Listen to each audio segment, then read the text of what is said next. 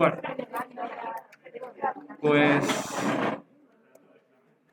pues bueno, buenas tardes a todos. Vamos a recordar antes de dónde venimos para saber a dónde vamos. Bueno, primero, sobre las prácticas de álgebra de la próxima semana. Hay algunos grupos a los cuales las prácticas les coinciden con el examen de primera vez de cálculo, ¿vale? Yo imagino que los profesores también hemos escrito al coordinador de prácticas, que es Carlos González Guillén, y él me ha dicho que los alumnos afectados ya, si no habéis sido ya notificados del cambio de fechas, vais a ser notificados del cambio de fechas de vuestras prácticas, ¿de acuerdo? Así que si no os ha escrito ya Carlos, que no lo sé, estad atentos al correo para saber, las personas afectadas, qué día tenéis que hacer vuestra práctica de MATLAB, ¿de acuerdo? ¿Qué horario son los que dan a los que les afectaba? Sí, era miércoles de 12:30 a 1:30, creo. 1:30 a 2:30, no recuerdo, eran 2 horas, ¿no? 12:30 o 2:30. El examen empieza a la 1 o 1:30, ¿no? El examen empieza a la 1:30. Pero es que, por ejemplo, es que también hay un grupo a las 10:30, creo. Sí. Y eso decir, de 10:30 a 12:30 tampoco hay mucho tiempo.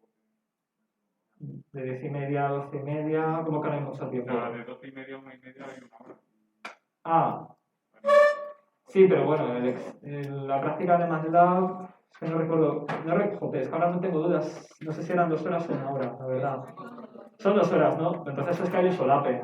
Lo mejor es que os cambien las fechas. Pero eso, Carlos, es que nos tiene que escribir, tiene que decir a los afectados cuándo van a ser las fechas nuevas para que no tengáis ese problema, los afectados, ¿vale? A mí me ha dicho Carlos que os va a cambiar la fecha de las prácticas. No sé si os habrá escrito él ya o no sé si escribirá, tendrá que escribiros, pero bueno. Bueno, de las prácticas. ¿Cómo? Ah, vale. Bueno, vamos a empezar ya. Vamos a retomar ahora con el... Esto acopla un poco. Vale, ya. Si no pongo aquí no pasa nada. Vamos a retomar el tema 3 de álgebra. Vamos a recordar antes de dónde venimos para saber a dónde tenemos que ir, ¿no? Vamos a empezar el apartado 3.2. ¿Qué hemos visto en el apartado 3.1? Pues bastantes cosas, porque es un apartado bastante denso. Hemos definido, primero, vectores reales, que es el producto escalar y que es la norma. Producto escalar, recordamos que es un operador que nos coge dos vectores, nos devuelve un número, un escalar, y nos da información sobre el ángulo relativo que hay entre dos vectores, ¿no? También hemos visto la norma, hemos definido la norma euclidia, vectores reales, y hemos explicado que el concepto de norma nos da información sobre la longitud de un vector, nos dice cuánto es de largo ese vector, ¿no? Luego también hemos visto las mismas definiciones en los números complejos, con vectores de números complejos, y hemos visto definiciones generalizadas de norma y de producto escalar para otros espacios vectoriales que no sean de vectores, ¿de acuerdo? Hemos visto también algunas propiedades, como el teorema de Cauchy-Schwarz, hemos visto la desigualdad triangular, etc. Hoy vamos a concentrarnos en el concepto de ortogonalidad, ¿no? De todos los vectores posibles que hay en el espacio, por ejemplo, voy a poner aquí un ejemplo en R3. El espacio euclídeo, ¿no? Yo puedo coger un conjunto de vectores cualesquiera, ¿no? Esos vectores cualesquiera pues pueden tener entre ellos unos ángulos determinados, ¿no? Pero yo puedo coger de todos esos vectores al azar, yo puedo coger vectores que tengan entre ellos un ángulo exactamente de 90 grados. Por ejemplo, yo puedo construir una base de R3, en vez de coger 3 vectores al azar que sean linealmente independientes, yo puedo quedarme con 3 vectores que sean justamente perpendiculares entre sí, ¿de acuerdo? Vectores que son ortogonales entre sí los vamos a llamar vectores ortogonales, ¿vale? Y familias de vectores que son ortogonales entre sí, es decir, que forman 90 grados el uno con el otro, los llamaremos familias ortogonales. Y esto tiene una propiedad, este tipo de conjuntos de, bueno, aquí llamado bases, pero este tipo de familias de vectores, ¿de acuerdo? Tienen una propiedad muy deseable, ¿no? Tanto las ortogonales como las ortonormales. Luego voy a definir lo que significa que sean ortonormales. Cada vector del subespacio puede descomponerse en una suma de proyecciones muy fáciles de calcular sobre cada vector de la base, ¿vale? Sabéis que si nosotros tenemos una base, tenemos un vector y queremos descomponer ese vector en suma de los vectores a las bases, ¿no? Para calcular los coeficientes, porque es que hay que multiplicar cada vector de la base, tenemos que multiplicar o mejor dicho, tenemos que resolver un sistema de ecuaciones lineales. Pero si la base es ortogonal o es ortonormal, es muchísimo más fácil calcular esos coeficientes, hacer esa descomposición, porque basta con utilizar unos operadores, no hay que resolver ningún sistema de ecuaciones, basta con utilizar unos operadores, donde se encuentra el producto escalar por algún sitio, unas operaciones cerradas muy sencillas y ya sabemos cuáles son las proyecciones de todo vector sobre los vectores de la base ortogonal o ortonormal. Entonces, eso simplifica mucho los cálculos, ¿no? Vectores, estas bases, que son ortogonales o ortonormales, contienen vectores que son ortogonales dosados, es decir, perpendiculares entre sí. Y no lo veremos hoy, pero lo veremos el próximo martes. Matrices cuyas filas y columnas son ortogonales dosados también tienen propiedades especiales que ya vamos a ver, ¿de acuerdo? La próxima semana. Este es el índice de este apartado. Nosotros vamos, por supuesto, a comenzar definiendo la ortogonalidad de vectores. Vamos a centrarnos luego después en el teorema de Pitágoras, aunque ya hablé el martes, pero lo vamos a volver a repetir este concepto. Vamos a estudiar para todo subespacio vectorial, vamos a definir un suplementario ortogonal, ¿de acuerdo? Ya veremos lo que es eso. Y después vamos a anunciar un teorema muy importante que se llama teorema de la proyección ortogonal, ¿de acuerdo? Y por último, en la clase de hoy vamos a estudiar familias, o sea, conjuntos de vectores, que pueden ser también bases de espacios vectoriales, ortogonales y ortonormales, ¿no? Que son vectores que son perpendiculares entre sí, son bases formadas por vectores perpendiculares entre sí, y en el caso de las familias ortonormales, ya veremos, una familia ortonormal son vectores que no solo son perpendiculares entre sí, sino que tienen norma igual a 1, ¿de acuerdo? Bueno, pues vamos a comenzar definiendo qué significa la ortogonalidad. Cogidos dos vectores u y v, ¿vale? Pertenecientes al conjunto de los vectores reales. Vamos a trabajar por ahora solamente con vectores reales, ¿de acuerdo? Al final del tema, el próximo martes, vamos a generalizar estas ideas para los números complejos, pero en realidad, para los números complejos casi todo es idéntico. Cambian algunos detalles, pero casi todo lo que vamos a ver también sirve con vectores complejos. Dos vectores de n componentes reales son ortogonales o perpendiculares si su producto escalar es igual a 0, ¿de acuerdo? Recordemos que el producto escalar es igual al producto de los módulos por el coseno del ángulo que forman los dos vectores, ¿no? Si el producto escalar es nulo, entonces el coseno, o bien uno de los dos vectores es el vector 0, que no es el caso aquí, o bien el coseno es 0. Si el coseno es 0, eso significa que el ángulo es igual a 90 grados, ¿de acuerdo? Voy a escribirlo también aquí, ¿no? Definición. Sean u y v vectores reales de n componentes, decimos que son ortogonales si su producto escalar es igual a 0. Y en ese caso podemos anotar que u es perpendicular a v mediante este símbolo que nos recuerda a un ángulo recto, ¿verdad? Bien, pues vamos aquí a volver con la presentación. Ya sabemos decir cuando dos vectores son ortogonales entre sí, ¿no? Pues ahora vamos a introducir el teorema de Pitágoras, ¿no? Aunque ya lo hicimos el próximo día, pero lo vamos a recordar. Vamos a recordar antes cómo era la propiedad 3 de la norma euclídea. La norma euclídea, que recordamos se definía de la siguiente forma, tanto para vectores reales como complejos, raíz cuadrada del producto escalar de u consigo mismo. Esta norma euclídea tiene la siguiente propiedad, ¿no? Si yo sumo dos vectores reales y la norma la elevo al cuadrado, utilizando esa definición, yo puedo hacer esta descomposición de esa norma. Módulo de u al cuadrado, módulo de v al cuadrado, y un sumando, que es dos veces el producto escalar de u y v, ¿vale? Cuidado, esto solamente se puede hacer cuando los vectores son reales, ¿vale? Cuando hablemos de vectores complejos ya veremos que esto cambia. Esto es lo único que cambia cuando trabajamos con vectores complejos.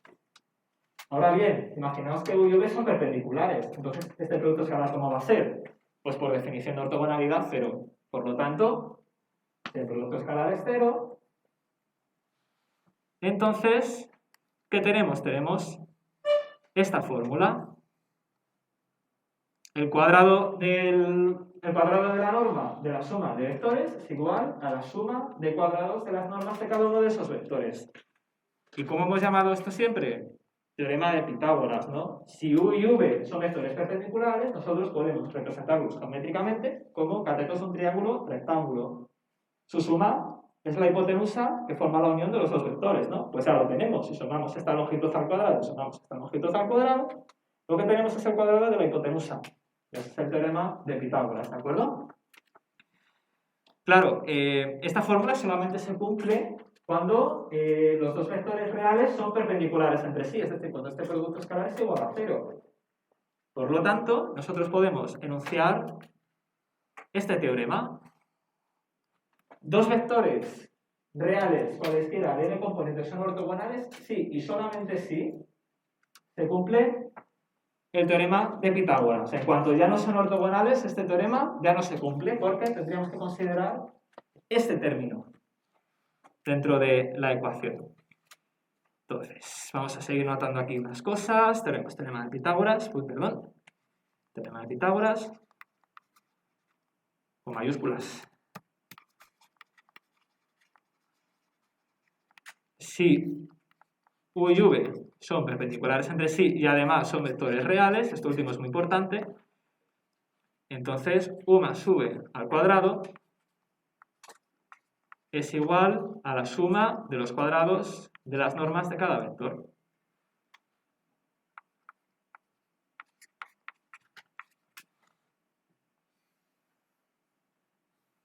Y como hemos dicho antes, esto se cumple si y solamente si U es ortogonal a V. ¿De acuerdo? Bueno, pues vamos a seguir con nuestra presentación. Definición de ortogonalidad, check. Teorema de Pitágoras, check. Seguimos adelante. Ya vamos a definir lo que es el suplementario ortogonal de un subespacio. Vamos a recordar antes que es el suplementario que además os va a servir para el próximo examen. Voy a irme a la pizarra aquí. Suplementario ortogonal. Aquí está.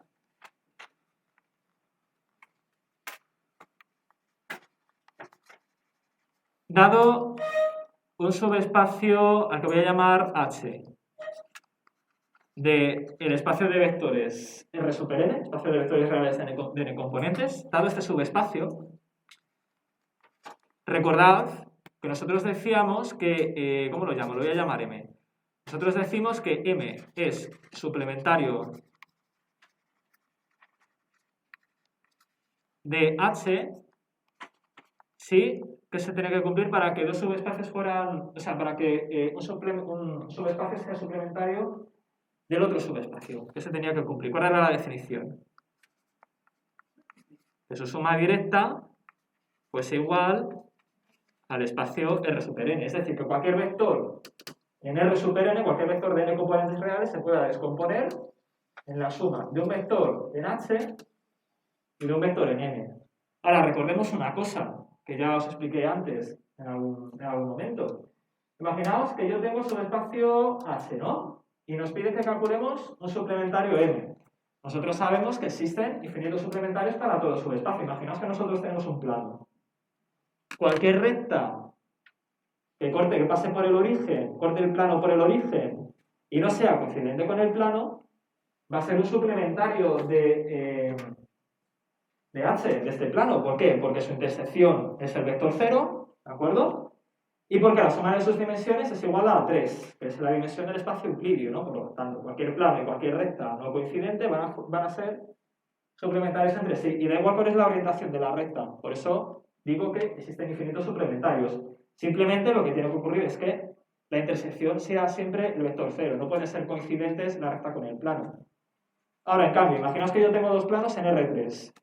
¿Qué ocurre? Que la intersección ya no es el vector 0, el conjunto del vector 0, sino que la intersección es una recta. Por lo tanto, ya no pueden ser suplementarios entre sí porque ya no formaría suma directa. ¿Vale? Pequeño recordatorio del tema 1.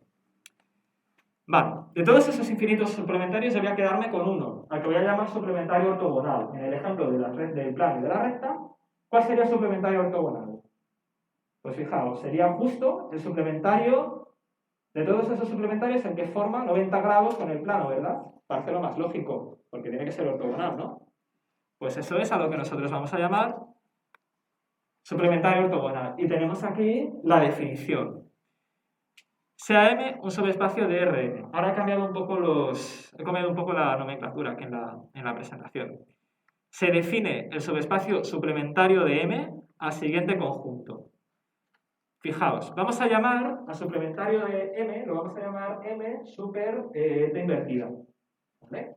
Vamos a anotarlo así con este superíndice que es la T, símbolo de perpendicularidad. Y lo vamos a definir como un conjunto formado por todos los vectores V reales, de componentes reales de componentes, tal que para cualquier vector del subconjunto M, del subespacio M, el producto escalar de cualquier vector de M con cualquier vector de M suplementario es igual a 0. Dicho en otras palabras, es el subespacio formado por todos los vectores que son perpendiculares a cualquier vector del subespacio M. A eso vamos a llamar nosotros suplementario ortogonal, ¿de acuerdo? Lo voy a definir aquí en la pizarra. M es suplementario ortogonal de H si, bueno, espera, lo voy a llamar, espera, no lo voy a llamar M ya, lo voy a llamar H, perdón, ahora no escribe, ahora sí, H ángulo, es suplementario angular de H si para todo V perteneciente a H y para todo U perteneciente a H, H suplementario, se cumple que el producto escalar, lo voy a poner en orden, aunque da igual porque es conmutativo, U por V es igual a 0, ¿no? Esta es la condición que se tiene que cumplir para que el subespacio H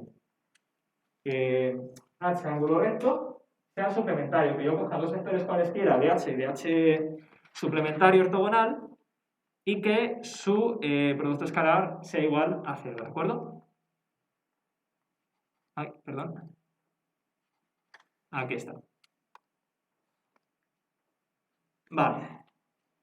Bueno, ¿qué vamos a ver a partir de ahora en las próximas diapositivas? Pues vamos a ver una relación que guardan entre sí tanto R super N, M y M suplementario ortogonal, ¿vale? Estos tres espacios vectoriales, estos tres subespacios vectoriales, tienen una relación que primero se demuestra en las transparencias y luego se define, ¿vale? Primero viene la demostración, pero la demostración no la voy a explicar, ¿de acuerdo? La de quien esté interesado. Directamente vamos a decir aquí cuál es la proposición que estamos demostrando. ¿Cuál es esa relación? Que cumple M suplementario ortogonal y R super N. Esa relación que cumplen está anunciada por esta proposición. Y lo que nos dice es lo siguiente. Sea M un subespacio de R super N, el conjunto suplementario ortogonal, lo que hemos definido como suplementario ortogonal, que es esto, cumple la siguiente propiedad, ¿de acuerdo? Es un poco de trampa al principio, cuando he definido suplementario ortogonal, y en los apuntes también se hace la misma trampa. Se define este conjunto suplementario ortogonal, pero no estaba demostrado que todos los vectores que cumplen esta propiedad también cumplen esto, ¿vale? Yo lo he llamado suplementario ortogonal, se llama así, pero la demostración de que este conjunto de vectores cumple esto se hace después. O sea, yo defino un suplementario ortogonal, pero la razón por la que esto es un suplementario ortogonal no viene hasta demostrada hasta más tarde. Hice un poquillo de trampa antes, pero bueno, ¿vale? Al final, esta proposición lo único que dice es que el conjunto con todos los vectores que son perpendiculares a los que contienen el subespacio M, ese conjunto que voy a llamar M ortogonal, es suplementario, y como es suplementario, la suma directa de M con M ortogonal, ¿a qué va a ser igual? Pues va a ser igual a R super N, ¿de acuerdo? Voy a ir aquí a la pizarra. Vale, había definido aquí un suplementario ortogonal, el suplementario ortogonal de H ortogonal, como el conjunto de todos los vectores cumplen esta propiedad. Ahora bien, lo que se demuestra después es que este conjunto de vectores es, en efecto, el suplementario de H. Es decir, la suma directa de H con H ortogonal es igual a R super N. Por cierto, por definición de suma directa, ya sabéis lo que quiere decir esto, ¿no? Esto quiere decir, eso implica que H más H ortogonal, es decir, la suma de los dos subespacios, es igual al subespacio nulo. Y otra cosa que implica es que... perdón. Es igual a R super N. Y que su intersección, que es H intersección H ortogonal, es igual al subespacio nulo. Ahora sí, ¿vale? Implica estas dos cosas, ¿vale? Son las dos implicaciones. Tenemos un plano y tenemos el conjunto de todos los vectores perpendiculares a él, que es para formar una recta que pasa por el origen. ¿Qué propiedades cumplen esos dos conjuntos? Pues que esos dos conjuntos son suplementarios entre sí, ¿vale? Pues si no tenemos ninguna duda, parece que no tenemos ninguna duda. Una de dos, o sois muy listos y lo entendéis todo, o es que soy un profesor tan malo que no queréis ni siquiera hablar conmigo. Bueno, estos son dos consecuencias, dos colorarios de la demostración que no os he contado, pero que sirve para demostrar que un subconjunto vectorial y su suplementario son suplementarios entre sí. Su suplementario ortogonal, perdón, son suplementarios entre sí. Dado una matriz real cualquiera, se cumplen estas dos propiedades, que son dos fórmulas que se cumplen para toda matriz A que se deben memorizar, ¿vale? Yo recomiendo directamente memorizar estas dos fórmulas en vez de aprenderse a la demostración, porque con estas fórmulas vais a ver cuando practiquéis ejercicios de otras TEC que se resuelven una gran cantidad de ejercicios, ¿vale? Vamos a ver qué es lo que dicen estas dos fórmulas. Yo tengo una matriz real cualquiera A, ¿vale? Voy a calcular la imagen de A y voy a calcular el núcleo de la transpuesta de A, no de A, sino de la transpuesta de A. ¿Qué es lo que sucede? Pues sucede, curioso, que el núcleo de la transpuesta de A es suplementario ortogonal de la imagen de A, ¿vale? Y la fórmula recíproca que nos dice que la imagen de la transpuesta de A, el suplementario ortogonal de la imagen de la transpuesta de A coincide con el núcleo de la matriz A original, ¿vale? Y esto se cumple para una matriz real cualquiera. Estas fórmulas son bastante importantes. Sí. Sí. Pues a ver cómo se hace, en este programa. Aquí está. Aquí, ¿no? ¿Ahí lo ves bien? Ok. Aquí está. Si no, las voy a copiar también aquí en la pizarra. Voy a ponerlo aquí arriba. Aquí. Entonces tenemos que la imagen de A transpuesta suplementario ortogonal es el núcleo de A. Y tenemos que el núcleo de A transpuesta ortogonal es igual a la imagen de A. Tenemos estas dos propiedades, ¿vale? Una pregunta. Sí. ¿Qué diferencia hay entre que los vectores sean ortogonales Sí. o complementarios?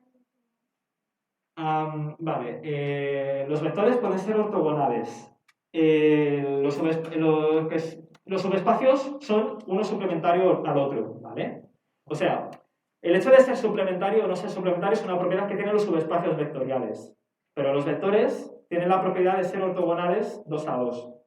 O sea, son conceptos diferentes porque uno se aplica a vectores y otro se aplica a subespacios, ¿vale? Entonces tienes un conjunto de vectores que tiene 4, 5, 10 vectores. ¿Son todos ortogonales entre sí? Sí, no lo sabemos, ¿vale? A esos vectores tienen la propiedad de la ortogonalidad. Pero si coges un subespacio vectorial, y coges otro subespacio vectorial, el hecho de que sean suplementarios son propiedades de los subespacios.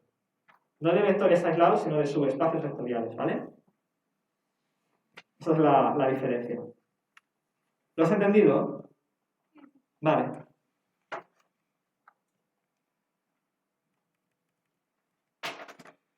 Vale. Pues una vez visto esto, ya vamos a introducir una de las partes más importantes de este tema, que es el teorema de la proyección ortogonal. Y este sí que merece la pena que lo demostremos con bastante cuidado, ¿vale? Partimos de esta propiedad que cumple un subespacio, cualquier subespacio de Rn en su suplementario ortogonal, ¿de acuerdo? Si vosotros recordáis, y debería recordarlo para el próximo lunes, si recordáis las propiedades de la suma de los subespacios suplementarios, una propiedad que se cumple cuando dos subespacios son suplementarios es que yo puedo coger un vector cualquiera de R super n y lo podemos descomponer unívocamente, es decir, de forma única, solamente existe una descomposición en un vector que pertenece a M y otro vector que pertenece a M suplementario ortogonal, ¿vale? Lo vamos a ver mucho mejor si lo hago sobre la pizarra. Voy antes a guardar esta pizarra y voy a borrarla para empezar de cero. Vamos a ver aquí. Vale, aquí voy a borrar todo esto. Me voy a borrar. Ahí. No veo el puntero. Espera, ahora sí lo veo. Pues no, ahora. Voy a subir el brillo de la pantalla de mi ordenador. Mucho mejor. Vale.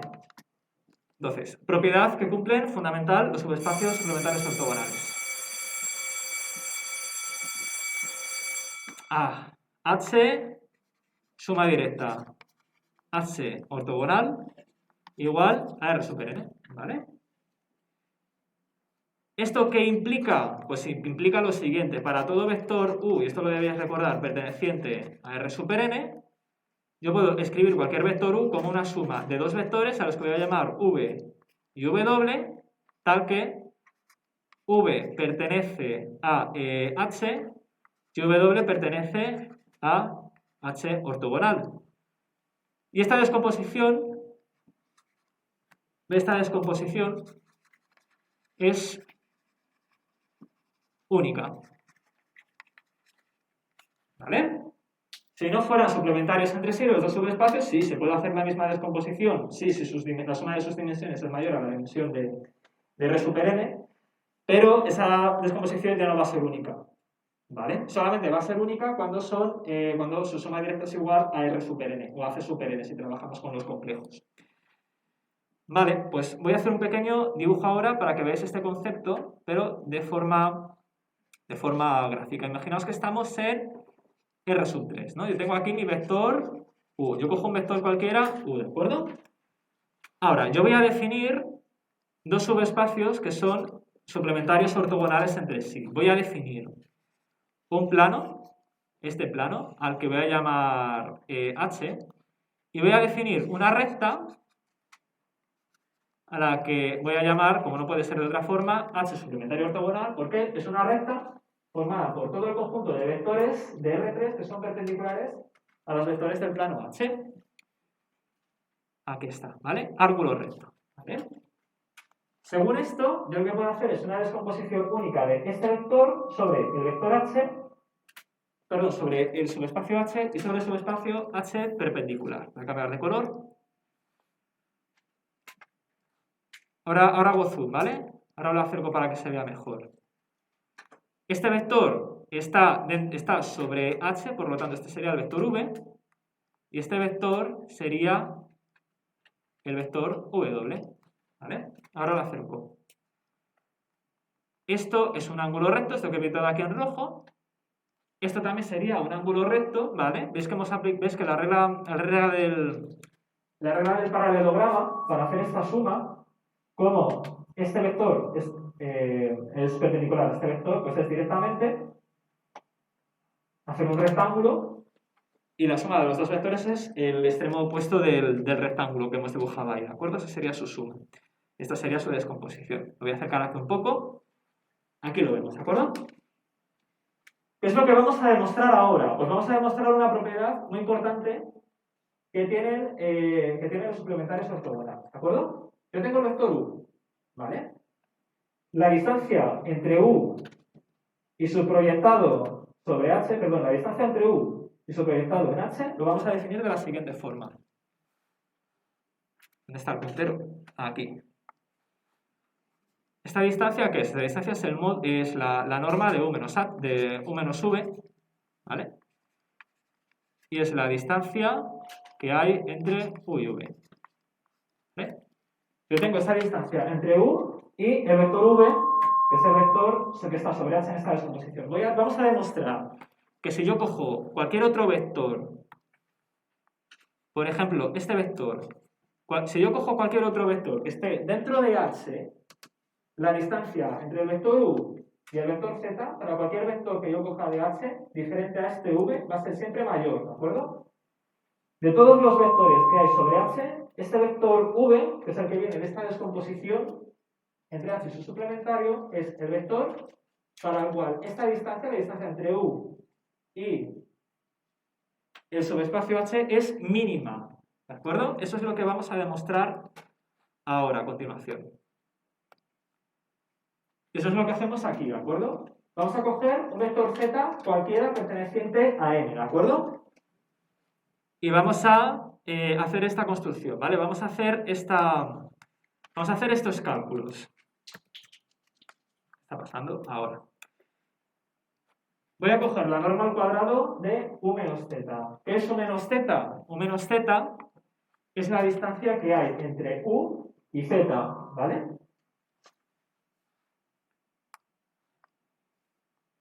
Ahora lo que vamos a hacer es una cosa muy parecida a la del último ejercicio que hicimos el último día. Vamos a sumar y restar el mismo vector dentro de esta norma. Y nos queda u menos v más v, hemos restado y hemos sumado el vector v menos z, ¿de acuerdo? Recuerdo que es v es este vector, ¿de acuerdo? Es el vector de la descomposición que está sobre h. Pues bien, ahora seguimos. Aquí lo que hacemos es aplicar Pitágoras. ¿Vale? ¿Qué nos dice Pitágoras? Pues nos dice que si dos vectores son perpendiculares entre sí, entonces yo puedo descomponer el cuadrado de la norma de la suma en la suma de los cuadrados de las normas, ¿no? Estos dos vectores, u menos v y v menos z, son perpendiculares entre sí, ¿vale? A ver si lo podemos ver gráficamente. Y por lo tanto yo puedo hacer esta descomposición por Pitágoras. ¿Vale? Vamos a ver si lo podemos ver gráficamente. Bueno, antes voy a bajar. Vale, mucho mejor. A ver, ¿cómo eran los vectores? Era u menos... Lo he bajado demasiado, ¿no? Es u menos v y v menos z. Vale, a ver dónde están estos dos vectores. U menos v es este vector, ¿vale? U menos z es este vector de aquí. O sea, este y este vector de aquí. O es v menos z. Ah, es v menos z, no menos z, vale. Entonces ahora sí, u menos v y v menos z. Son perpendiculares entre sí, ¿verdad? ¿Por qué? Porque el vector v menos z está contenido en h, mientras que el vector u menos v es un vector que es paralelo al suplementario ortogonal, ¿de acuerdo? Entonces podemos aplicar Pitágoras. Y ahora, esta suma de cuadrados, por supuesto, es mayor o igual que el cuadrado de la norma de u menos v. Esta suma con los cuadrados de las normas de u menos v y de v menos z, obviamente, esto va a ser mayor o igual que la norma al cuadrado de u menos z. Entonces, al final, ¿qué nos queda? Nos queda la siguiente relación que voy a escribir aquí. Norma de u menos z al cuadrado es menor o igual que la norma de u menos v al cuadrado. Esto es lo que nos queda al final. V es el proyectado, V, sobre el plano M, sobre su espacio M. Y Z es un vector cualquiera. ¿Qué hemos demostrado aquí? Pues que si cogemos cualquier vector Z que sea diferente a V sobre el plano M, sobre su espacio M, pues la distancia siempre va a ser mayor. ¿De acuerdo? Lo que acabamos de demostrar aquí es el siguiente teorema, llamado teorema de la proyección ortogonal. Hemos demostrado que de todos los vectores de M, el que minimiza la distancia con el vector U es V. Es decir, su descomposición sobre el plano M. Teorema. Sea M un subespacio de R super N. Entonces, para cada vector U, para un vector cualquiera de R super n, existen, eso es lo primero que hemos dicho, existen únicos V y W pertenecientes al subespacio M y a su suplementario ortogonal, de forma que podemos hacer esta descomposición en una suma de vectores de los dos subespacios.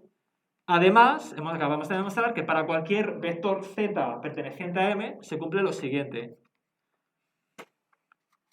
Se cumple que la distancia entre U y un vector Z cualquiera del subespacio M va a ser siempre mayor o igual que la distancia entre U y el vector V, este vector V. ¿De acuerdo?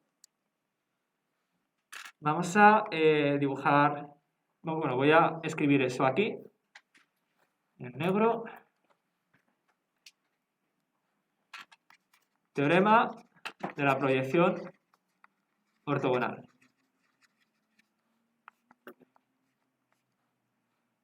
Para todo vector U real, si nosotros hacemos esta descomposición U igual a V más W, con V perteneciente a M y W perteneciente a M suplementario ortogonal, entonces la distancia entre U y V siempre va a ser menor o igual que la distancia entre U y Z para todo Z perteneciente al subespacio M, ¿de acuerdo? El problema de la proyección ortogonal. Este proyectado, V, es el que me minimiza la distancia. Es bastante lógico verlo, ¿no? Imaginaos que tenemos este plano,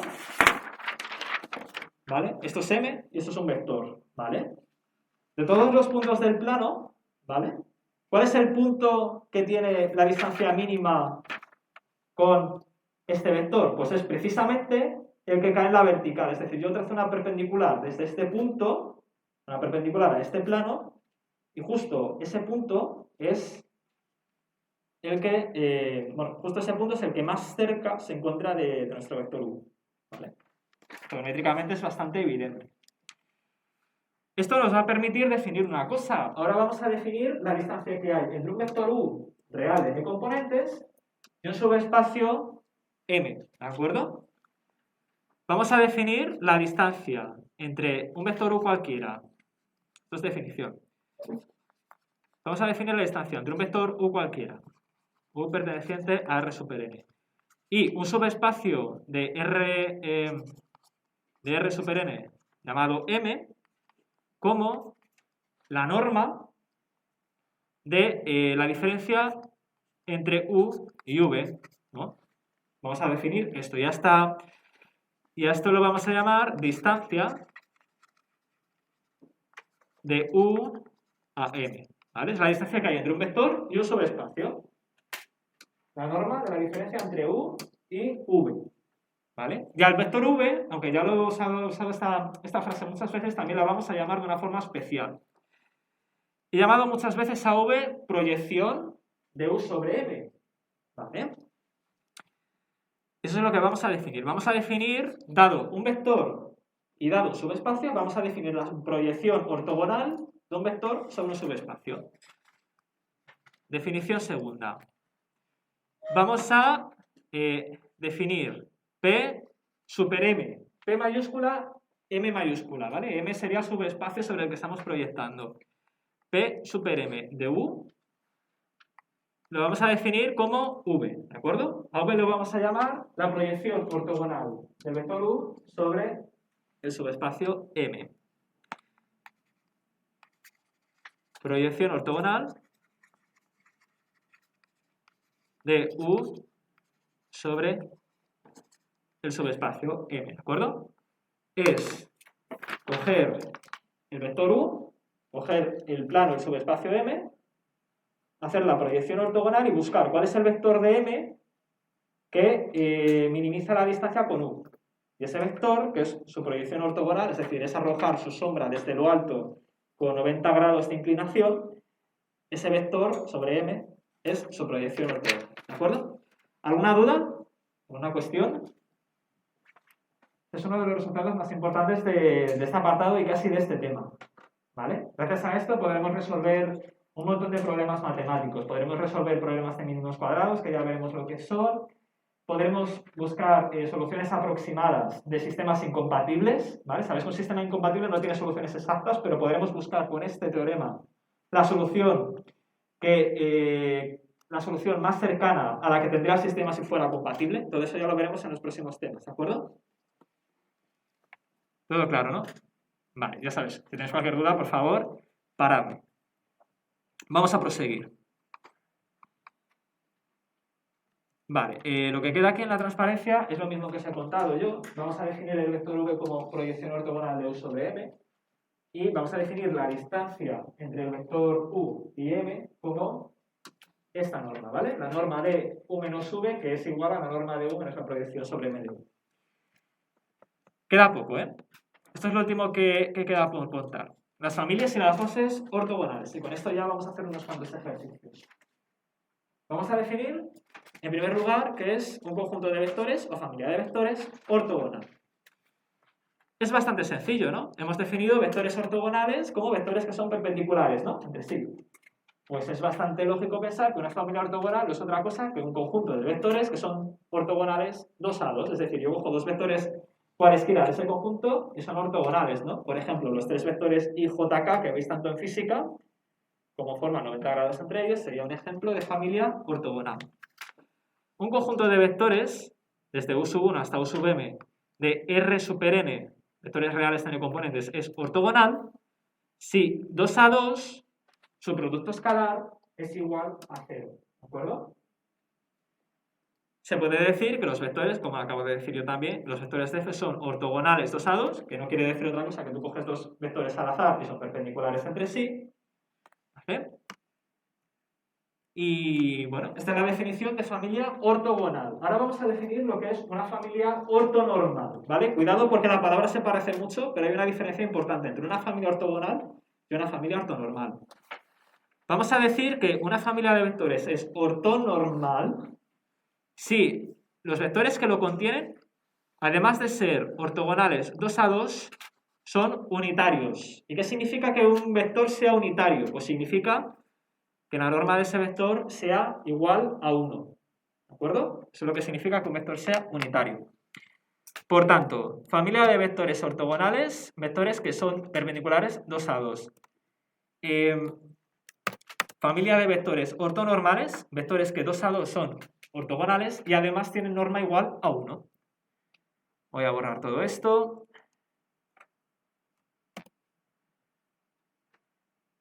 Y lo escribo aquí también. Vale.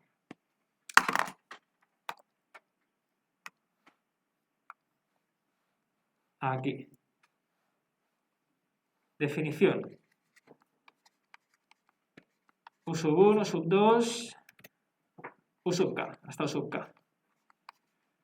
Incluido, una familia de vectores incluida en R sobre n es familia. Y ahora hacemos dos definiciones. Es familia ortogonal y su producto escalar es 0, 2 a 2.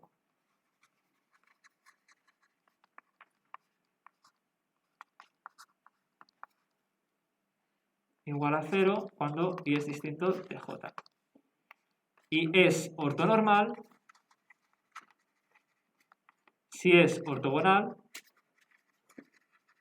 y además todos los vectores que forman parte de esta familia, todos los U sub k, tienen norma igual a 1 para todo subíndice k. ¿De acuerdo? Vale. Aquí lo tenemos. Y seguimos. Vale. ¿Qué vamos a demostrar ahora? Ahora lo que vamos a demostrar es que si tú coges una familia ortogonal, toda familia de vectores ortogonales va a ser linealmente independientes. Es decir, toda familia ortogonal o ortonormal va a estar formada por vectores que son linealmente independientes entre sí y van a formar una familia ligada. Eso es lo que vamos a demostrar aquí. Es una demostración muy sencilla y merece la pena que perdamos un poco de tiempo haciéndola sobre la pizarra, ¿de acuerdo? Vamos a partir, voy a cambiar de color, estoy harto del negro. Voy a partir de esta familia, ¿de acuerdo? De este conjunto de vectores. Y bueno, voy a coger y lo que voy a hacer es una combinación lineal de estos vectores con factores lambda sub i, los voy a combinar linealmente y voy a igualar el resultado a 0. Y vamos a demostrar que para que esa combinación lineal sea igual a 0, los coeficientes de la combinación lineal tienen que ser todos iguales a 0. Es lo que vamos a demostrar. Vamos a construir esta combinación lineal. Lambda sub 1 por u sub 1 más lambda sub 2 por u sub 2. Voy a hacer un poco de zoom que escribo mejor. Ahí está. Hacemos esto hasta lambda sub k u sub k. Y esto lo igualamos con el vector 0. ¿De acuerdo? Vamos a ver qué valores tienen que tener todas estas lambdas para obtener el vector 0 como combinación lineal de las u's. Vamos a hacer lo siguiente. Voy a multiplicar, voy a hacer el producto escalar a un lado y a otro lado de la ecuación por de estos k vectores un vector cualquiera, el que yo quiera. ¿De acuerdo? Vamos a hacer ese producto escalar.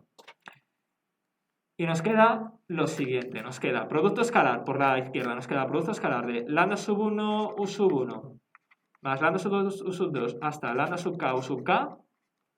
Lo voy a multiplicar escalarmente por una u cualquiera, de estos vectores, uno de ellos cualquiera. Al que voy a llamar u sub j, ¿no?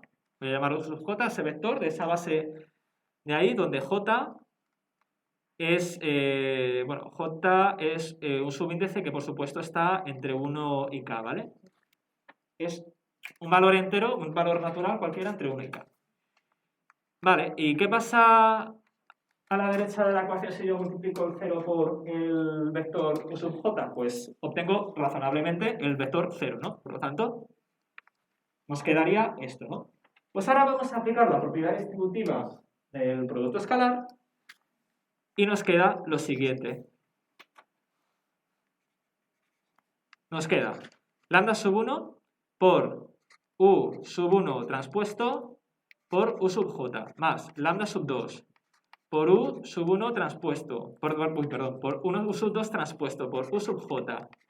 Así hasta que nosotros llegamos a lambda sub k u sub k transpuesto multiplicado escalarmente por u sub j igual al vector 0, ¿vale? U sub 1 va a ser perpendicular a u sub j, por lo tanto este producto escalar es 0, ¿verdad? El producto escalar es 0, el primero. Este producto escalar va a ser 0. También u sub 2 por u sub j va a ser 0, ¿vale? U sub k por u sub j, como u sub k es perpendicular por definición a u sub j, también va a ser 0. Todos los productos escalares se van a hacer 0. Menos 1. ¿Cuál es el producto escalar que no se hace 0? De todos esos productos escalares hay uno que no se hace 0. ¿Cuál es? Ese es el de u sub j por u sub j. ¿De acuerdo? El de u sub j por u sub j. Nos quedaría lambda sub j por u sub j transpuesta por u sub j. ¿A qué es igual esto por la definición de norma? Pues esto sería igual por la definición de norma y de producto escalar a lambda sub j por la norma de u sub j al cuadrado. Y esto sí tiene que ser igual a 0, ¿vale? Uy, por cierto, aquí es una barbaridad tremenda. El resultado de un producto escalar es un número, no un vector, es un escalar. ¿Vale? Voy a borrar esto. Ahora, esto igual a 0 me queda, ¿vale? Pues vamos a ver aquí, ¿qué puede ser 0? ¿Puede ser 0 u sub j? No, porque el vector u sub j es un vector que pretendemos que sea diferente del vector 0, por lo tanto va a tener una norma que va a ser siempre positiva, ¿de acuerdo? Siempre va a ser un número positivo distinto de 0. Salvo que u sub j sea el vector 0, que no lo pretendemos en absoluto. Si fuese 0, esa familia de vectores ya sabríamos que no sería libre. Esta u sub j, la norma al cuadrado, va a ser, va a ser una cosa que diferente de 0. Distinto de 0, ¿vale? Por lo tanto, si multiplicamos un escalar desconocido por una cosa que es distinta de 0 nos da 0, eso está pasando porque esta lambda sub j, ¿a qué vale? Vale a 0, ¿no? Esto es 0. ¿Qué demostramos con esto? Pues con esto demostramos que para que esta combinación lineal sea 0, la lambda js tiene que ser igual a 0. Pero es que ahora nosotros podemos repetir este procedimiento con todas las u's, no solo con u sub k, sino con todas sus restantes entre 1 y k, ¿no? ¿Y a qué conclusión llegamos? Pues que las lambdas tienen que ser todas iguales a 0. Conclusión. Para que nosotros podamos escribir el vector 0 como combinación lineal de los vectores de una base o de una familia de vectores ortogonales, obligatoriamente, voy a cambiar de color, que este color no es lo suficientemente llamativo, obligatoriamente todas las lambdas sub j tienen que ser iguales a 0 para toda j, para todo índice j. Es decir, la familia de vectores ortogonales u sub 1 hasta u sub k es libre. Proposición, que vamos a ver ahora en las transparencias. Toda familia de vectores que son ortogonales entre sí es una familia libre y sus vectores son linealmente independientes. Vamos a verlo aquí. Aquí está, vale. Proposición, toda familia ortogonal es libre. ¿De acuerdo? Y bueno, como pequeño colorario, es una generalización del teorema de Pitágoras. Recordamos el teorema de Pitágoras, que era lo que nos decía, ¿no? Nos decía que si sumamos u más v, hacemos la norma y la elevamos al cuadrado, el resultado es los cuadrados de las normas de los vectores. Pues ahora, esto es una generalización que sale de este teorema no cuando sumamos dos vectores dentro de la norma al cuadrado, sino cuando sumamos m vectores, ¿de acuerdo? Si son ortogonales 2 a 2, ¿vale? Importante, igual que en el tema de Pitágoras, estos vectores tienen que ser ortogonales. Si tenemos m vectores y forman una familia ortogonal, entonces esta propiedad se va a cumplir con todos los vectores de esa familia de vectores ortogonales, ¿de acuerdo? Esa es la generalización del teorema de Pitágoras. Vale. Pues ahora vamos a definir lo que es una base ortogonal de R sub n, es decir, una base ortogonal del espacio vectorial R sub n. Hemos definido espacios vectoriales. Hemos definido familias ortogonales. Y hemos demostrado que una familia ortogonal es siempre una familia libre. Ahora vamos a aplicar lo mismo, pero a bases ortogonales, ¿no? ¿Qué es una base ortogonal de Rn? Pues es como sabréis, o como podéis intuir, es un conjunto de vectores, n vectores, linealmente independientes entre sí, que me generan todo el espacio vectorial R super n. Ahora bien, como la base es ortogonal, los vectores, ¿cómo tienen que ser? Pues tienen que ser 2 a 2 ortogonales, ¿no? De todas las infinitas bases que yo puedo coger de Rn, yo voy a coger una cuyos vectores sean ortogonales entre sí. Ya sabes, la base ortogonal de R super n.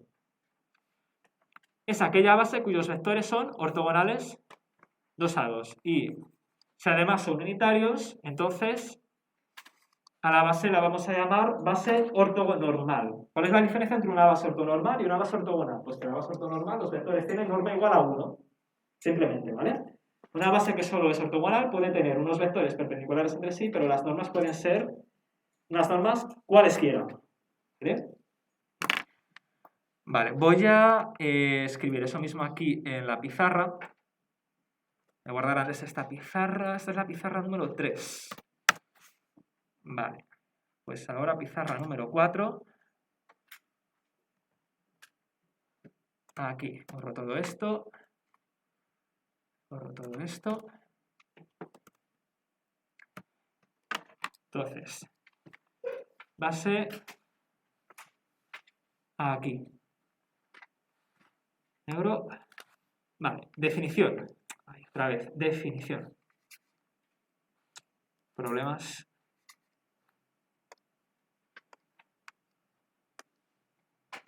Ahora. Ahora, definición. Base ortogonal y ortonormal de R super n. Primero la ortogonal. Una familia de n vectores linealmente independientes forman una base ortogonal de R super n si son, si son ortogonales 2 a 2.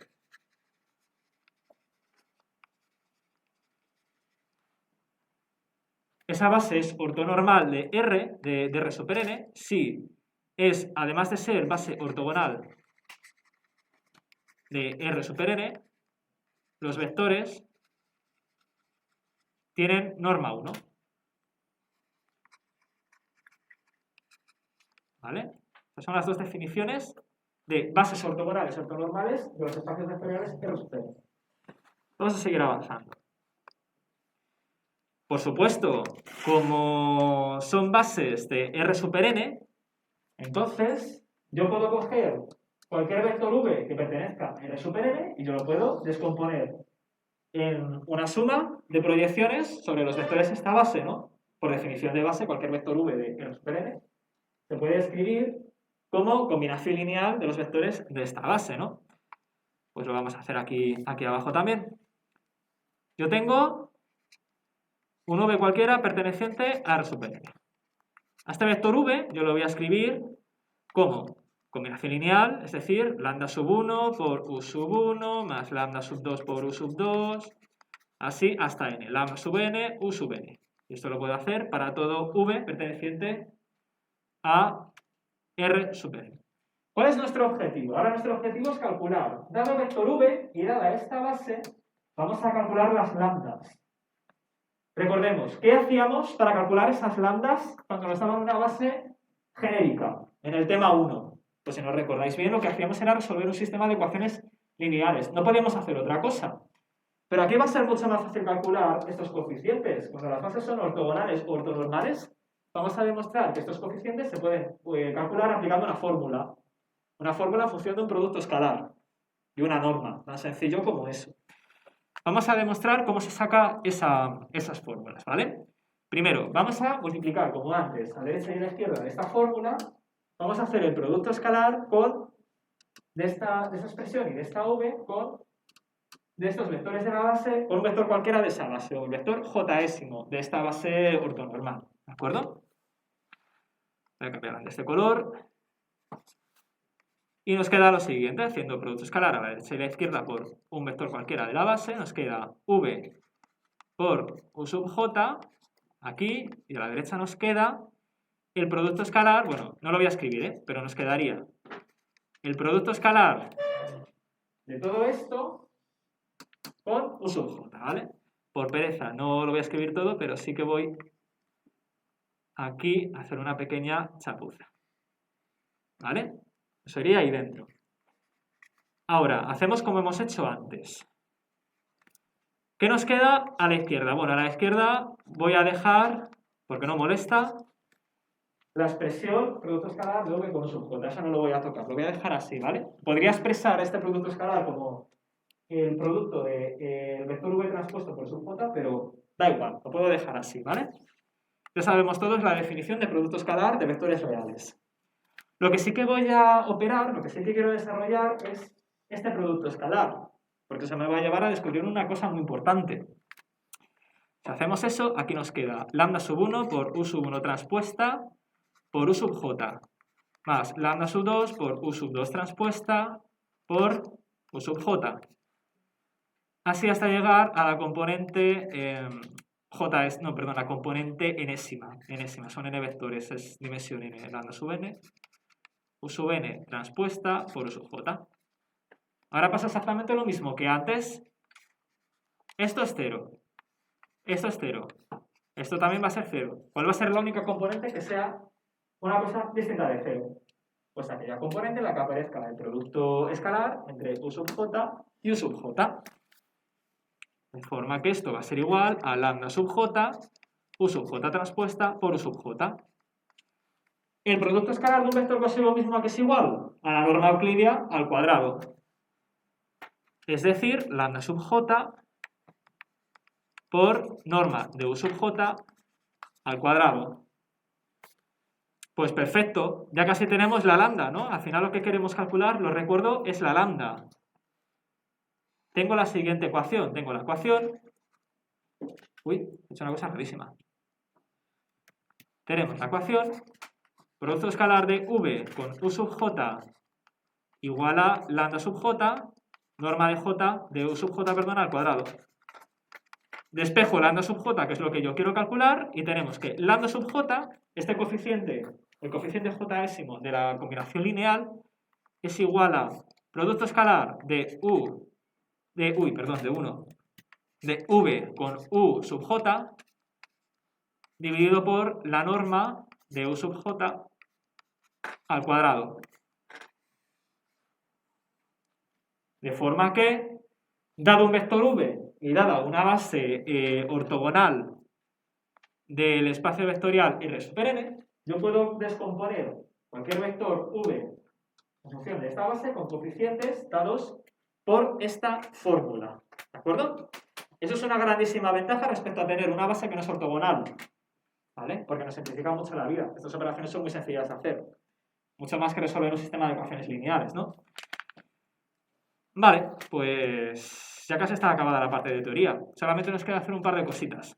En primer lugar, imaginaos que yo quiero escribir ahora el vector de coordenadas del vector v en función de la base ortogonal que nos han dado en el enunciado, que es la base formada por los vectores u sub 1, u sub 2, u sub n, ¿vale?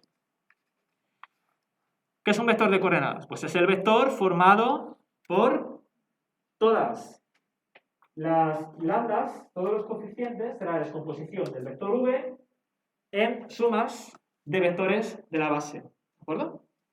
Esos coeficientes vienen dados por esta fórmula, así que ¿cómo será el vector de coordenadas de v respecto a una base que es ortogonal? Pues el primer elemento será igual a producto escalar de v por u sub 1 dividido por u sub 1 al cuadrado, ¿no? La segunda componente de ese vector, ¿cómo será? Pues será producto escalar de v con u sub 2 partido de norma de u sub 2 al cuadrado.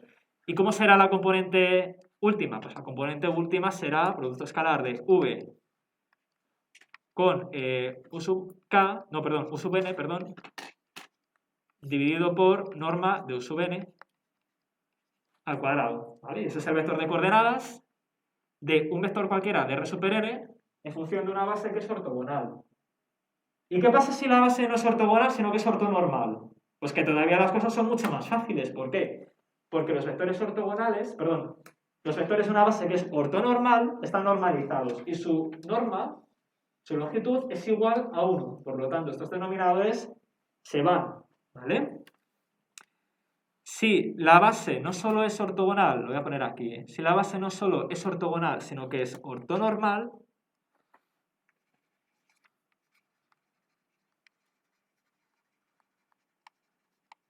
cada una de las lambda sub j va a ser igual simplemente al producto escalar entre v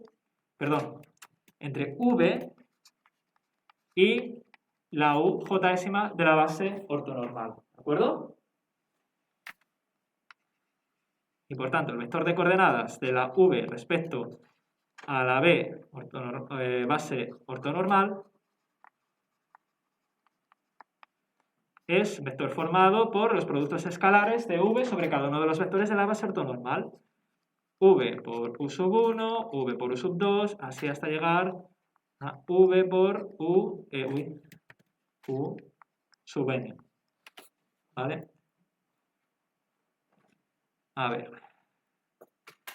Aquí está. No consigo hacer que esto se oculte. Y si quito demasiado zoom, seguro que hay gente que no lo pueda ver bien. Pero voy a enseñar ahora las transparencias, que en las transparencias se ve más claro, ¿vale? Que con mi letra. Vamos a verlo aquí, ¿vale? Esta es la misma demostración que he hecho yo. ¿Vale? Y nos queda, vale, hasta aquí arriba, ¿vale? ¿Qué nos queda? Que yo puedo escribir v según esta combinación lineal, de forma que el coeficiente jésimo tenga esta expresión, que es la expresión que hemos demostrado. Si además todos los vectores u sub j de la base los normalizamos, es decir, si yo cojo los vectores de la base u ortogonal y se normalizan, lo que hacemos cuando normalizamos un vector, recordad siempre esta palabra, normalizar un vector significa hacer que su norma sea igual a 1, ¿vale? ¿Cómo se hace esto? Pues cogiendo el vector y dividiéndolo por su norma. Y el vector resultante, que vamos a llamar q, es un vector que es paralelo al vector u, ¿vale? Es proporcional al vector u, pero tiene norma igual a 1. A esto se llama normalizar un vector, dividirlo por su norma para que su norma sea igual a 1. Haciendo eso, pues, vamos a tener una base que sea ortonormal y esta expresión anterior se simplifica. ¿Por qué? Porque todos los denominadores van a ser iguales a 1. Y nos queda esa expresión que tenemos ahí, ¿de acuerdo? Voy a bajar un poco. Voy a bajar hasta aquí. Aquí. ¿Cómo sería, igual que hemos visto ahora, cómo sería el vector de coordenadas de v en función de una base formada por vectores ortonormales? Pues simplemente es poner los productos escalares de v por cada uno de los vectores de la base ortonormal. ¿Vale? Y con esto ya tenemos el vector de coordenadas buscado. No tenemos que resolver sistemas de ecuaciones, ni tenemos que hacer nada más complejo. ¿Vale? ¿Alguna duda, alguna cuestión? Vamos a hacer ahora, si no tenéis dudas de teoría, vamos a hacer ahora un par de ejercicios que son del examen del año pasado, del APEC 2 del año pasado. Hay 6 cuestiones, pero hasta ahora nosotros solo sabremos hacer 2. ¿Vale? Para hacer el resto habría que seguir viendo teoría de estos 2 temas. Pero bueno, ya podemos empezar a practicar ejercicios de examen, que es lo importante. Esta pizarra la voy a guardar. Esta es la 4. Vale. Va a ser más fácil si abro pizarra nueva. Esto lo guardo como 5. Ya está. Vale, este es el examen que vamos a realizar. Aquí está, ¿vale? Este examen, el examen de la APEC del año pasado, fue bastante especial porque no había preguntas de verdadero o falso. Eran todo preguntas numéricas en la sección de cuestiones, ¿vale? Entonces, vamos a concentrarnos en estas 2 preguntas. Vamos a concentrarnos en todas las cuestiones, la cuestión número 1 y la cuestión número 3, ¿vale? Vamos a hacer esas 2. La 1 nos va a dar tiempo seguro. La 3, vamos a llevar justitos, pero voy a intentar que no sea tiempo, ¿de acuerdo? Vamos a empezar con la cuestión 1. La tengo aquí que ya resuelta. ¿Qué nos preguntan? Nos dan una matriz, que es esta matriz 2×4, y nos piden una base ortonormal del suplementario ortogonal del núcleo de A. ¿Vale? Es lo que nos están pidiendo ahí. Entonces, vamos aquí a la pizarra. Voy a escribir aquí la matriz A. Bueno, espera, es la APEC 2 de 2019, apartado de cuestiones. Aquí. Vale, pregunta número 1. Está en la matriz A, siguiente. 1, 0, 1, 0. 2, 2, 4, 1. Y, vale, perfecto. Y nos preguntan el suplementario ortogonal del núcleo de A, ¿de acuerdo? Pues ya está. Vamos con ello, ¿no? Hay 2 formas de hacer este ejercicio, la forma fácil y la forma difícil. Vamos a ver cuál es cuál. ¿Cuál es la forma fácil? Bueno, primero la difícil. ¿Cuál es la forma difícil de resolver este ejercicio? La forma difícil es calcular el núcleo de A. Y a partir del núcleo de A, conocido el núcleo de A, calcular el suplementario del núcleo de A. ¿De acuerdo? Esta es la forma difícil de hacerlo. Calcular a pelo el núcleo de A y después su suplementario ortogonal. ¿Cuál es la forma fácil? Pues aplicar esta fórmula que os dije que era tan importante, que nos dice que... Uy, perdón, este no era el color que quería usar. Aquí. Que nos dice que el suplementario ortogonal del núcleo de ¿a qué es igual? Es igual a la imagen de la transpuesta de A. ¿De acuerdo? Podemos utilizar esta propiedad y, bueno, va a ser, espero yo, bastante más simple que hacer esta apartado, ¿vale? Como nosotros lo que queremos es calcular el suplementario ortogonal del núcleo de A, pues cogemos la matriz, la invertimos y la inversa y la imagen de esa matriz va a ser la solución a nuestro problema, ¿de acuerdo? Pues ya está. Esta es la matriz A. Vamos a transponer. Vamos a transponer esta matriz Las filas se van a convertir en columnas, las columnas se van a convertir en filas y nos queda la siguiente matriz. ¿Vale? Aquí tenemos, ¿vale? 1, 0, 1, 0, 2, 2, 4, 1. ¿Vale? ¿Cuál es el rango de esta matriz?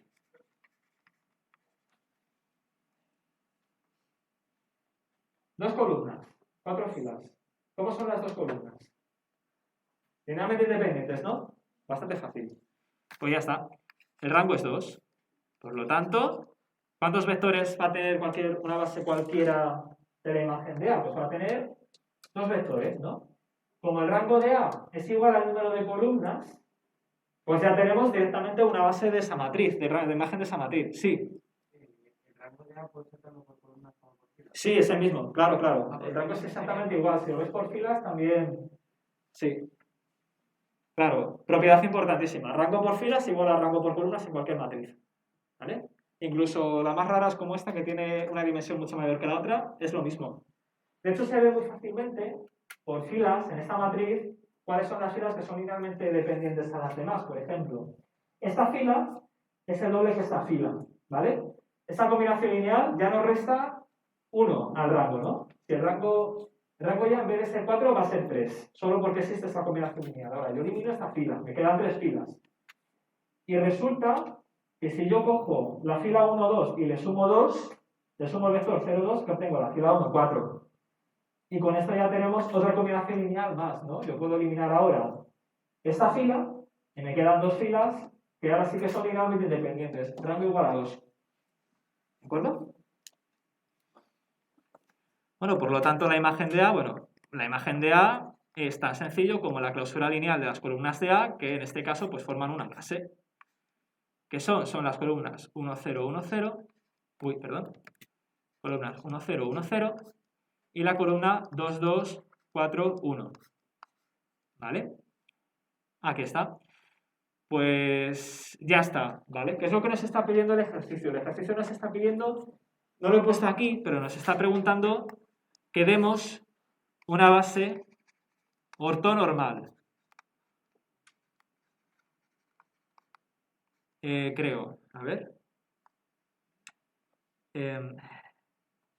Sí, tenemos que escribir una base ortonormal. Vale. Pues, porras. Pues tengo malas noticias que daros, porque yo he hecho el ejercicio mediante el método difícil y todavía no os he enseñado cómo calculamos a partir de una base cualquiera de un subespacio la base ortonormal. ¿Vale? Hay un método para pasar de una base a una base ortonormal, ortogonal, pero no os lo he contado hoy. Así que, nada, a lo mejor lo que voy a hacer es contaros cuál sería la forma difícil de hacerlo, la forma larga, porque vamos a llegar a esta solución y además vamos a practicar un montón de cosas que os van a ser útiles para el examen del próximo lunes, ¿de acuerdo? Hacemos así. Vamos a calcular el núcleo de esta matriz, que seguro que os va a venir muy bien. ¿Vale? Y vamos a calcular después su suplementario ortogonal, que eso sí que os lo he enseñado a hacer, ¿vale? Es que me caches, lo había hecho por la forma difícil en el tren hoy. Pero bueno, qué desastre. Bueno, no me había dado cuenta de esto. Pues hay muy pocos ejercicios que sepamos hacer en realidad. Voy a cambiar de color y vamos a hacerlo por este método. ¿Ved? Vamos a hacer este método, ¿de acuerdo? Vale, núcleo de A.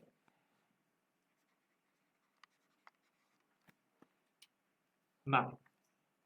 Vamos a empezar calculando la dimensión del núcleo de A, ¿no? No vamos a ser capaces de calcular una base del núcleo de A si no sabemos siquiera su dimensión. ¿Cómo calculamos la dimensión del núcleo de A? Pues con la súper consabida fórmula que nos dice que el núcleo de cualquier matriz A es igual a su número de columnas menos su rango, ¿no?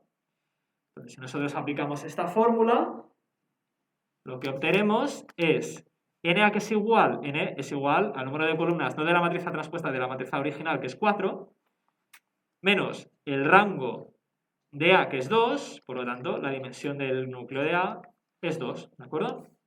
Es el núcleo de A, 2. Tengo que buscar una base que tenga 2 vectores pertenecientes al núcleo y linealmente independientes entre sí. ¿Vale? Ahora, voy a escribir aquí núcleo de A igual a la clausura lineal de dos vectores que sean linealmente independientes entre sí, ¿vale? Ahora, lo único que me queda es, voy a poner aquí color verde, es encontrar estos dos vectores, ¿vale? Y vamos a hacer una cosa que os va a servir muy bien para el examen y para el futuro, que es tratar de ver el núcleo de la matriza. Esta matriza es bastante sencilla, pero lo vamos a intentar ver a ojo, ¿vale? Recordad, voy a escribirlo aquí para que no haya dudas. Vamos a recordar.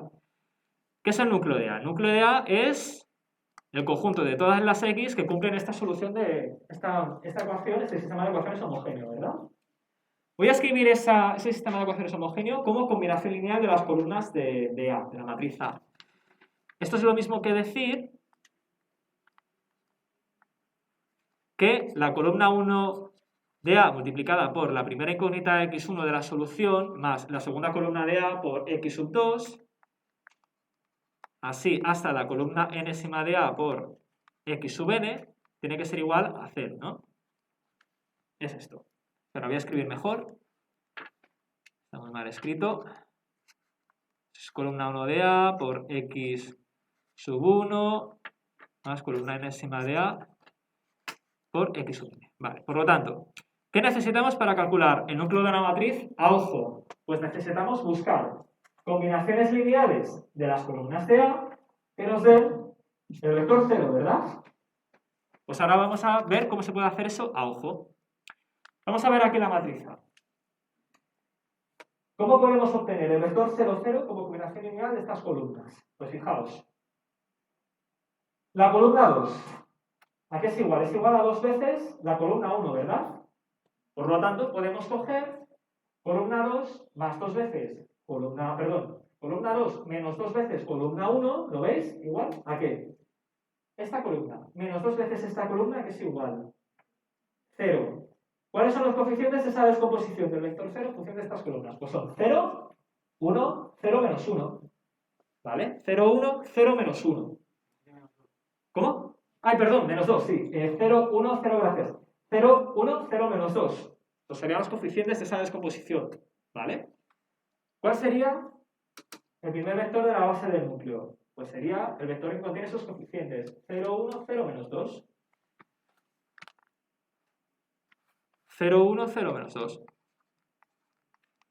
Vale, voy a aclarar aquí, nota aclaratoria. Sí, lo voy a escribir aquí también, lo voy a repetir. Vamos a tratar de extraer el núcleo de esta matriz a ojo. Necesito dos vectores linealmente independientes entre sí, de forma que estos elementos, los elementos de este vector del núcleo, si yo hago una combinación lineal de las columnas de A con esos coeficientes, obtenga el vector 0, 0, ¿vale? Vamos a ver las columnas de A y vamos a ver qué combinaciones lineales podemos hacer entre estas columnas para obtener el vector 0. La columna 4 es el doble que la columna 2. Por lo tanto, yo puedo hacer columna 2 menos 2 veces columna 4 igual a 0, ¿no? Puedo escribir la columna 2, puedo escribir el vector 0 como la columna 2 menos 2 veces la columna 4. ¿Vale? ¿Cuáles son los coeficientes de esa combinación lineal? Son 0, 1, 0, menos 2. Y ese es el primer vector de la base del núcleo que hemos encontrado, ¿vale? Voy a ponerlo, de nada, voy a ponerlo aquí en esta nota aclaratoria. Nota, ¿esto de dónde viene? Esto viene de que la columna 2 de A es igual a 2 veces la columna 4 de A, y por lo tanto, columna 2 de A menos 1 por columna 2 de A menos 2 por la columna 4 de A es igual al vector nulo. Por lo tanto, el vector 0, 1, 0, menos 2 pertenece al núcleo de A, ¿vale? Está ahí de donde viene. Ahora vamos a hacer lo mismo para obtener el segundo vector del núcleo de A. Vamos a buscar otra combinación lineal que exista entre las columnas de A. Vale, ¿qué había dicho antes? Ah, sí. Si yo cojo la primera columna, de la primera columna le sumo la segunda, lo que obtengo es la tercera columna, ¿verdad? Vale, no estoy equivocando, sí. Lo voy a poner aquí. Aquí, esta es otra nota. Nota. la columna 1 más la columna 2 es igual a la columna 3 de A. Por lo tanto, yo puedo escribir el vector 0 como columna 1 de A más columna 2 de A menos columna 3 de A. ¿Cuáles son los coeficientes de esta descomposición lineal del 0? Pues son 1, 1, menos 1, 0. Vector perteneciente al núcleo de A. Pues ya está. Este vector lo vamos a enchufar aquí dentro como segundo vector de la base del núcleo de A. 1, 1, menos 1, 0. ¿Son los dos vectores linealmente independientes entre sí? Pues claramente lo son. Realmente lo son. No vemos que sean proporcionales entre sí. Por lo tanto, ya está. Tenemos una base del núcleo de A. Tenemos la base buscada. Hay infinitas soluciones, pero por supuesto, esta ha sido la más sencilla de encontrar, ¿vale? Cualquier otra base hubiera costado más trabajo encontrar. Recuerdo, si no viésemos la base del núcleo a ojo, ¿qué es lo que haríamos? Pues es siempre el mismo procedimiento. Hacemos reducción gaussiana por filas para obtener una matriz triangular superior, ¿vale? De esa matriz triangular superior, lo que nos van a salir son unas ecuaciones implícitas del núcleo bastante sencillas, ¿vale? Ahora yo, a partir de esas ecuaciones implícitas del núcleo, podemos extraer la forma paramétrica. Y de la forma paramétrica podemos extraer los vectores que formen una base. Esa sería la forma larga de calcular el núcleo si no lo viésemos a ojo, ¿vale? ¿Alguna duda, alguna cuestión por ahí detrás? Todo claro, ¿no? Vale, perfecto. Pues ya está. Tenemos el núcleo de A, pero es que nos piden el suplementario del núcleo de A. Vamos a calcular el suplementario de un subespacio dada la base del subespacio, ¿de acuerdo? Yo tengo la base de un subespacio. ¿Cómo calculo el conjunto de todos los puntos del subespacio suplementario de este subespacio? Vamos a ponerlo aquí. Aquí, vale. Vale, yo tengo el núcleo de A. ¿Cómo calculo yo el suplementario de este subespacio? Pues vamos a ver cómo. Yo tengo un par de vectores que forman una base del núcleo de A. Ahora bien, ¿qué es lo que tiene que cumplir? Todo vector V perteneciente al núcleo de A, esto parece una T, ¿verdad?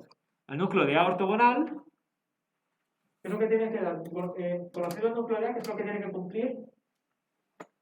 Todo vector V perteneciente al núcleo de A, ¿vale? Para todo, bueno, se me ha olvidado decir aquí, para todo U perteneciente al núcleo de A y para todo V perteneciente a su suplementario, por definición de suplementario de un subespacio, se tiene que cumplir lo siguiente, que el producto escalar de U con V sea igual a 0, ¿verdad?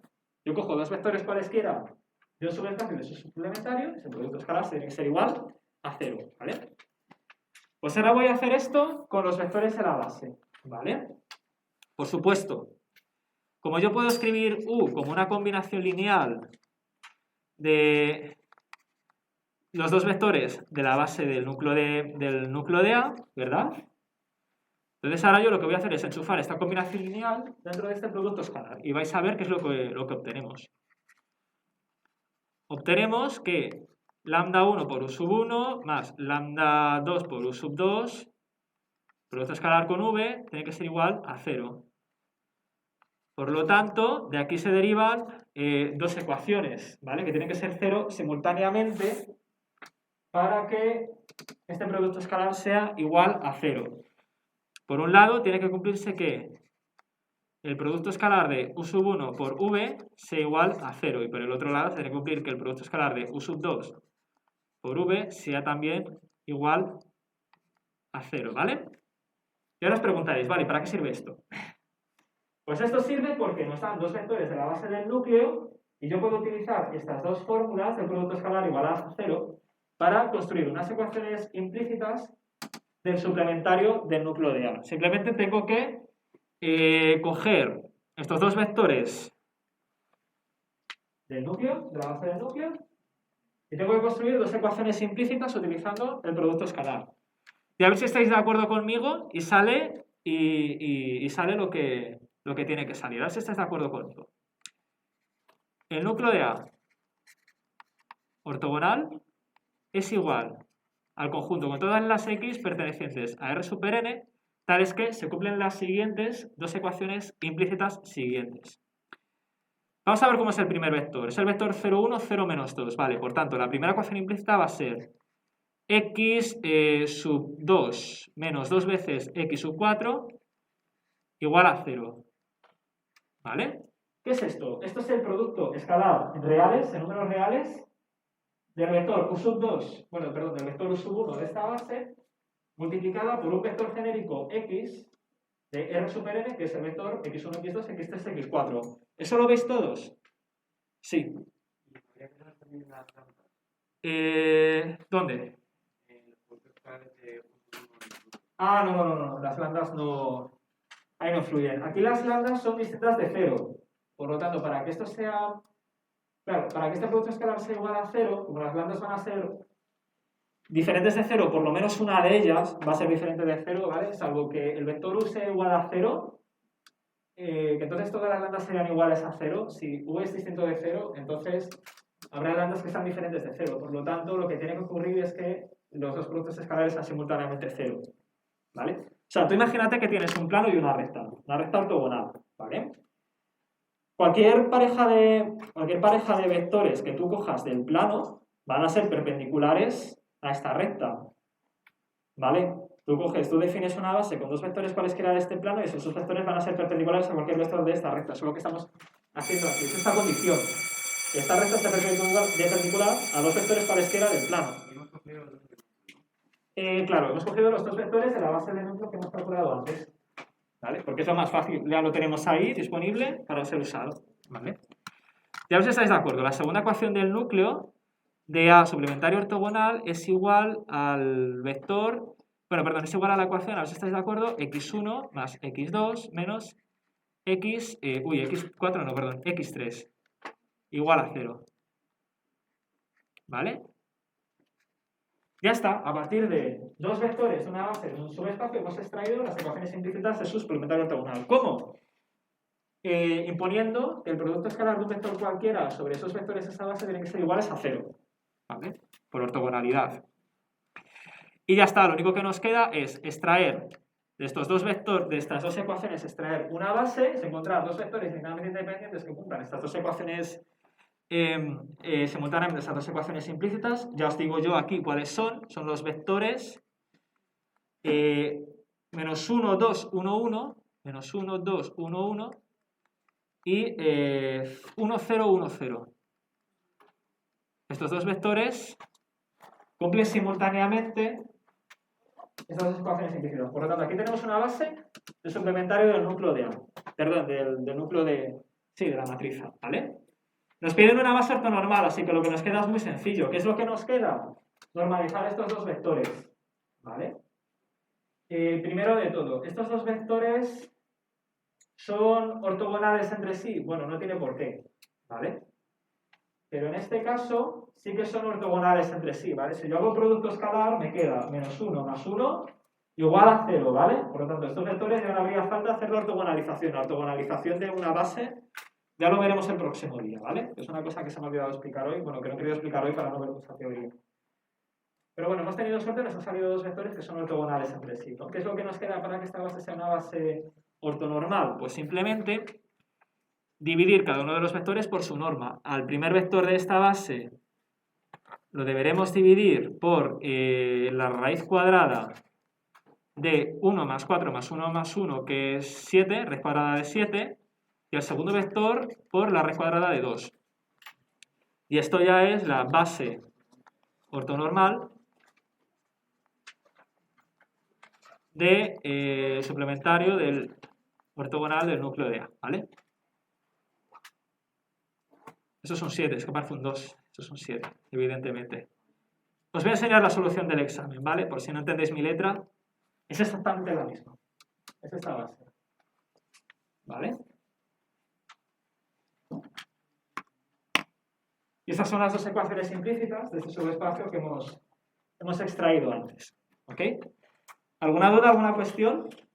Este era el ejercicio que quería hacer, pero lo tendré que dejar para otro día, ¿vale? Aunque este sí que hubiéramos sabido hacerlo con lo que sabemos. Pero bueno. Pues nada, tened buen fin de semana. Para el examen del lunes os deseo mucha suerte, ¿vale? Y nada, a ver si este fin de semana sí que espero... Ahora estamos muy ocupados preparando el examen y demás, pero este fin de semana ya podré yo subir vídeos y demás de ejercicios que sean del tema 2, ¿vale? Tema 2 y tema 1.